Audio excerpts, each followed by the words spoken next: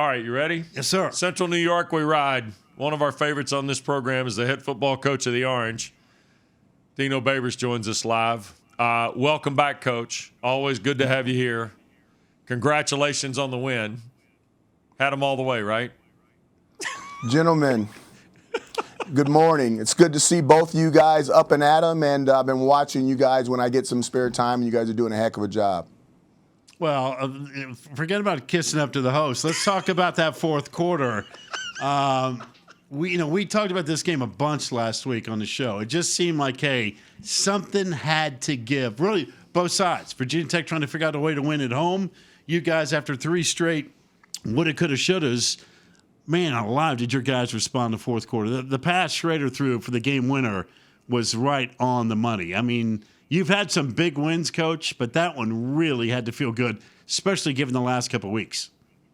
You know, the math in the whole situation says that eventually we should come out on the other end. But when you're standing there and you keep rolling craps, and you never get a 4 and a 3 or a 6 and a 1 or a 5 and a 2, you feel like everything's against you. But I like this team. I like this group. And I knew that if we just kept chopping wood, that it was going to work out. And I just feel like we're constantly getting better.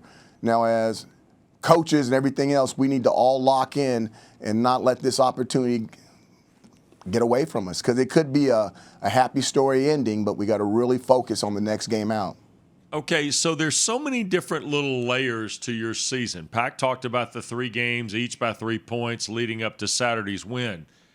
I said earlier in the show, I want to go back to kind of when you had to have that conversation with Sterling Gilbert and some of your offensive staff about maybe changing the way you're playing. Now, there's no tempo. It may be the same offense, but it's not as accelerated as maybe you want it to be, or as you guys wanted it to be in previous years. How's that conversation and that decision now paying off with this particular team, Coach? Well, I think it's paying off big. The one thing is that if you've been around long enough, you've done a lot of stuff. I've been, and other coaches on my staff have been in different types of offenses. And we talk about this all the time. It's not checkers, it's chess. You can keep beating your head on the door, but your head's going to hurt. And we felt like we had some pieces. We didn't have any proof, but we felt like we had some pieces. And that's why we really kind of went kind of slow with it. Can we do this? Can we not do this? And we needed to be able to look and see and get a feel whether we were making the right decision or not. But, I think the proof is in the pudding. I think the right decision was made, and now we've got to see if we can run with this, literally. DINO, speaking of running with it, that's where I want to go with you. Sean Tucker has been sensational. I mean, just great. And he can beat you so many different ways. At what point in time during this year, whether it be the fall or it's spring, or you tell me, did you get a sense that, hey, you know what, 34 has got a chance to be really, really special? It had nothing to do with this year. It had everything to do with last year. Our offensive line was decimated. We had a fullback playing guard, and we were ready to be plucked, and we were being plucked constantly. And while we were taking those losses, I just kept saying that we're going to have to take it. But we're going to get better because of this. We're going to get better because of this. And to watch him run behind that line and watch the things that he did behind that line last year, and I'm like, if we can find a way to patch this thing up and get these guys healthy and get them back and keep them on the field, my gut, everything just told me that this guy is what I think he is. I've seen good ones. I've had first-round draft picks at running backs, so I know what they look like. And he has a lot of the things that those guys had. It also coincides with, and I'm going to say maturation of what Tony White was going to do defensively for you. When did you sense that was turning? I really thought that the defense is a little bit more complicated than what people think it is. And when they got the spring and all that stuff, to really sit down and tell the kids, this is why we do things. Kids are different. Kids are so different nowadays. The green and growing, red and rotten. Our coach told us to do something in the old days, we did it. Our mom and dad told us to do something in the old days, we did it. The person across the street told us to do something, we did it, or we would get in trouble. But the kids nowadays, they want to know the reason why. So I thought after that first year and the coaches could tell them why we do things, I thought they'd give even more effort. And, I think that's what you're seeing on the field this year is a bunch of guys that know the why. And that's the reason why they don't want to do the wrong thing. And for us to say, why not? Why did you do that? Because you know exactly what that's going to lead to. That's not what we wanted on that play. Dino, Wes and I were kidding around today that when you look at the ACC standings, 10 of the 14 teams in the league have either 3 or 4 wins. And we're debating of those 10 teams, who is going to emerge from this glob, if you will, and go on a November run where all of a sudden, there's a big difference between being 8-4 or 6-6 or worse. And your team seems like, hey, you got the win Saturday, but your effort in the 3 previous games, they could have all been wins with a play or a call here or there. What gives you the excitement in terms of, hey, guess what, boys and girls, we can run this bad boy out in November and sit there and have ourselves a really sweet bowl game at the end of the day? 4 daughters, no son, 2 son-in-laws.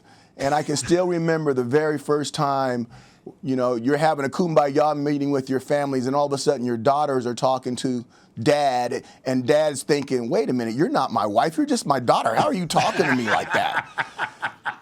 And I think that's kind of where this football team is at. We've gone through enough stuff that we can just have those type of conversations where we're looking at each other and, they're not playing and we're not playing. And for the most part, I think we're absolutely on the same page and we want the exact same thing. So I don't know if that's going to matter at the end of the season, but I know it matters right now where our feet are in the present time. And I really believe that we're really focused on what we can do this week to make the family 5-4. I have said, and I think I've told you this too, I didn't think there were any 2 programs impacted more by all the things that went on last year, COVID and protocols and everything else, more than your program with the changing coordinators and at Virginia Tech where they had an early breakout and never seemed to get their numbers right the rest of the year. How much of last year has helped your team understand the journey of this year? I think last year has helped not only the players but the coaches as well. That was revolutionizing type stuff.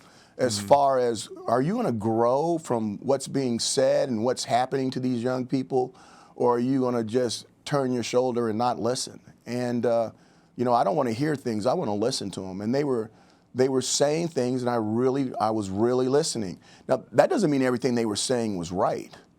But I did listen to everything they said, and I was able to sift through, this is important, and then maybe come back a little bit later and say, I know you said these things, but that really is not the most important thing in this issue.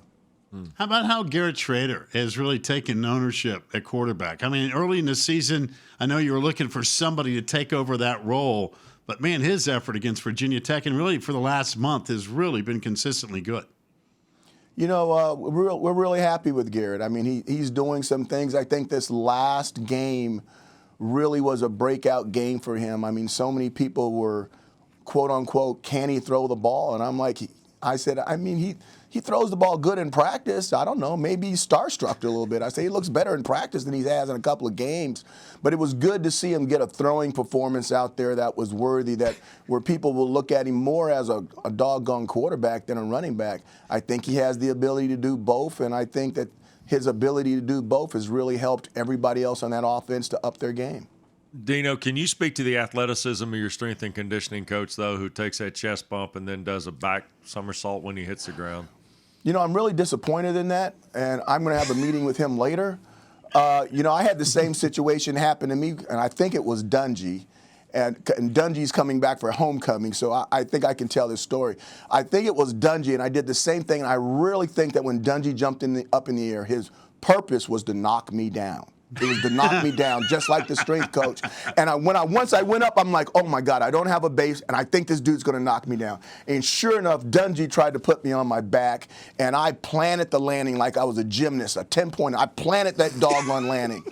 Now, I might have torn an ACL, I might have lost some cartilage, but I was not going to go down in front of everybody, and I did not. Now, I'm not going to tell you about the medical bills later, but I wasn't going to let Dungy do that to me. I've got to talk to the strength coach. He's got to have a lot more pride than that. Well, here's the thing, though. The good news is you can get by with that with a W. Had that been an L, that does not fly under any circumstance. You got to get the W. You got to get the W.